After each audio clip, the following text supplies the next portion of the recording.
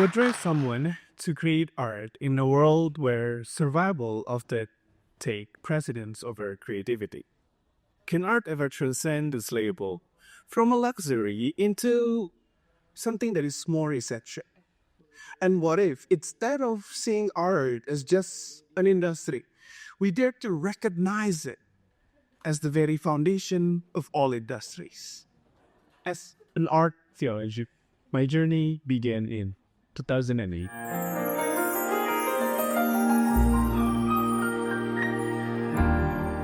I was still in high school, being part of the therapy. Mark's my first step in art as we won our first gold medal in a national competition.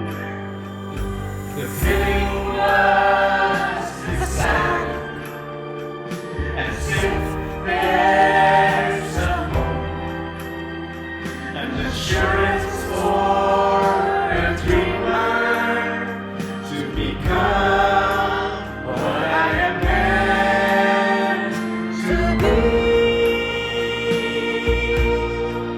I had a feeling that there's a way to be an artist. Even for a guy whose family trip means squeezing all family members into one motorbike. I'll share with you how this guy found his way to make art as a way to not just escape from his trouble. But through art, I was enabled to help others do the same.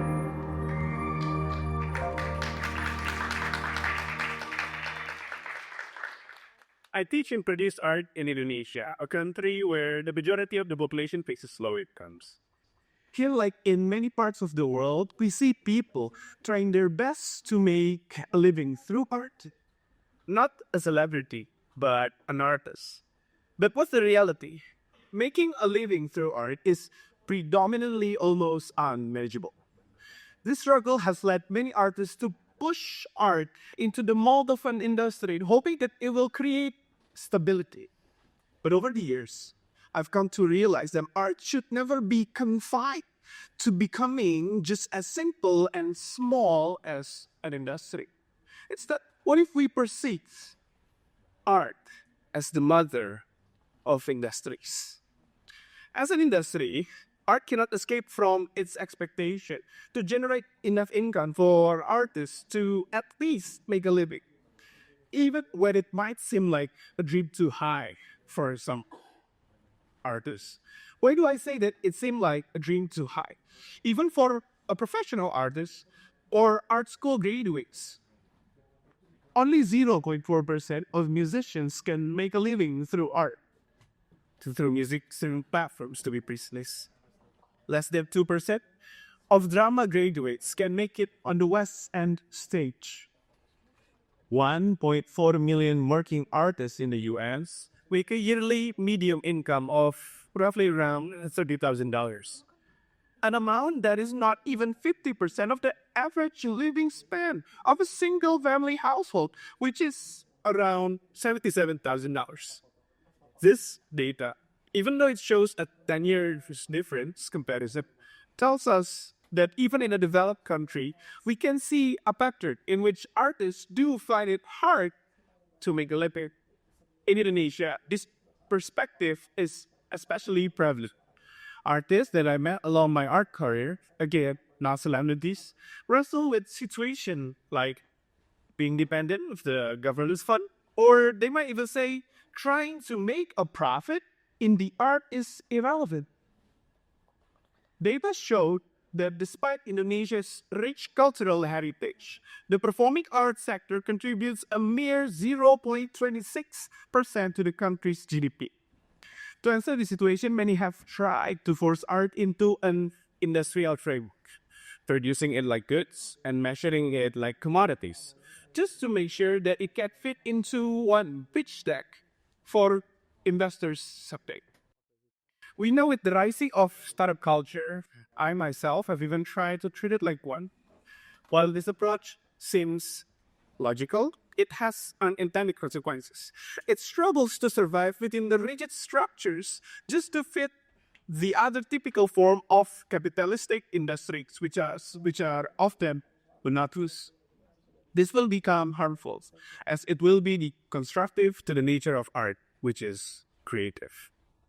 As an art theologian that produces theater productions and composing music, I've been through the sections. For years, I asked myself, how did I make musical theater an industry? Turns out the question that I should have been asking was that, should I limit art as simply an industry? Should I limit art as simply an industry?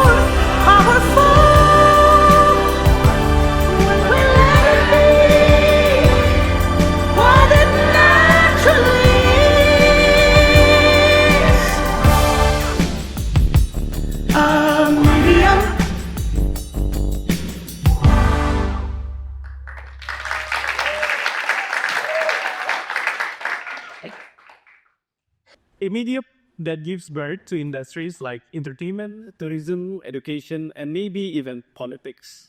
Let me give you an example. In 2013, when I just started my theater community called Kata Suatu Hari, in English, it's basically said Sunday.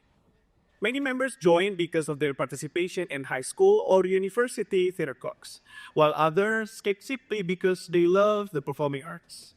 When you think of high school theater clubs, the image that often comes to mind might be slightly outdated, low legend productions, just students putting on shows for fun. It's easy to dismiss them as just a theater club. Why bother? But here's the reality. We were able to partner with 34 public high school theater clubs, innovating the musical theater productions into yearly curriculum. This wasn't just about the fun of participating in school clubs. It demonstrated a demand for young artists, even those in so-called basic high school theater clubs, to do more and aim higher. What started as art evolved into education. The production reached more people and generated income. But it wasn't the art itself that became the industry. It was the value of art that gave birth to a new form of industry, where it collaborated with another sector. These clubs become mediums for self-expression, planting the seed of what art is truly about. So, if art should never be an industry, what should it be then? To answer this, I turn to Robert Kiyosaki's four-quadrant theory from his popular book, Rich Dad, Poor Dad. The quadrants mention that people are divided into four quadrants of jobs: employed, self-employed, business owner, and investors. He immediately proved that to be able to actually make a living, we ought to evolve our jobs from unemployed to at least become a business owner or ultimately an investor. He encouraged his readers to take risks so life will be economically livable. Artists often stayed in the self-employment quadrant. They tried to sell their work directly, from becoming a gig musician to an actor for hire. I conclude that this tendency may come from the basic nature of artists themselves that require them to be free and creative. However, even though we can see celebrities succeed in making a hefty amount of money, this quadrant can only give us a fluctuation in income. It is almost impossible for a breadwinner of family like me to depend on a job that cannot give stability. Therefore, what if we shifted our thinking? What if we treated art as a medium that fits into the business owner or investor quadrants? For example, first, art as a starting point for entertainment. We have proof of how Broadway sustained art in New York, that their artists are trusting to jump into another form of entertainment like movie industries or stand-up comedy. Secondly, art as a foundation of education. We have seen how classical music beautifully woven their syllabus into programs that improve learning outcomes in school to not just make children an artist, but to help them socially, psychologically, and even financially.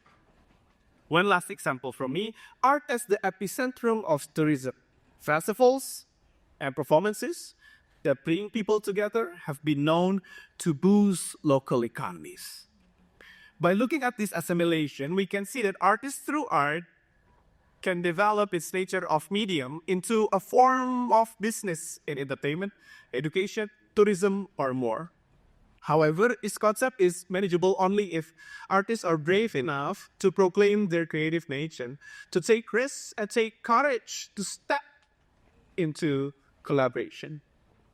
The truth I've discovered is this: art and artists will never succeed on their own. Just like one person can only go so far. But when we let art to become a medium by collaborating in a business or investing into communal work, art becomes the starting point and the best producer of countless industries. It enriches lives, drives economies, and transforms societies. By shifting our mindset, not just artists, all of us, can free yourself from the pressure to force what we are doing into an industrial mold just to fulfill our economic needs. When we can step into creativity, to take risks, and take courage to collaborate, we can explore how art adds value in ways that permeate exponentially, creating opportunities and income without compromising its true essence. As we all know, nothing comes easy. As artists, again, no celebrities, we may need to step out of our comfort zones. We may need to collaborate with educators, business owners, or policymakers. This requires effort, adaptability, and sometimes even sacrifices. But don't we all have enough experience to strive in hardships? Every artist I know always has a story in which they are required to take a giant leap of faith.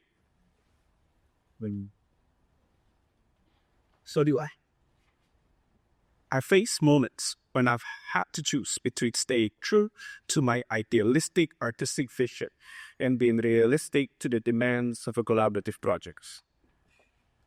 What I've learned is that these sacrifices only lead to something greater.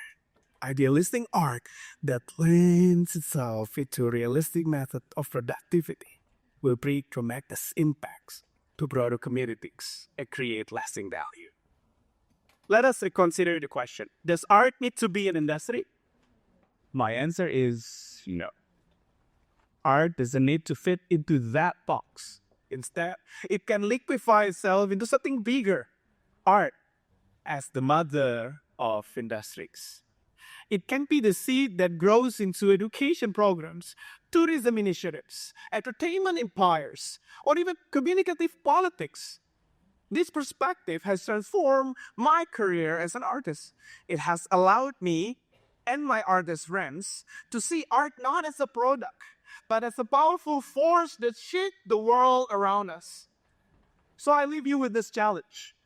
Let us stop trying to make art an industry. Instead, through wisdom, let's allow its nature as a medium to support artists not by demanding them to create commodities, but by recognizing the broader value that they bring. To the artists in the room, collaborate, innovate, see beyond the canvas, outside the stage, and broader than the screen. And to everyone else, Are you ready for my musical number finale? Are you guys ready for my number finale? Again, are you guys ready for my number finale? I'm sorry, there's not. You may have guessed. Thank you. Yeah, Boomy. Why? Because I hope you can buy more musical theater ticket performances in Indonesia. Stay near to your neighborhood. I hope, yeah. I hope you can invest in art, not as an industry, but as the foundation for something greater. But Morris, I'm just a university student. How can I invest in art? The answer is simple. Go visit your friend's photography exhibition, your campus theater club performances, or maybe your senior's music debut. You might unknowingly become part of the journey of the next world-class photographer, an award-winning actress, or Indonesia's next global music star.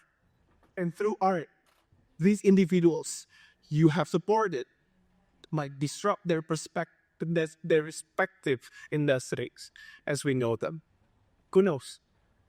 Art has the power to transform lives, economies, and societies. Let's allow the wisdom of art to do so. Thank you.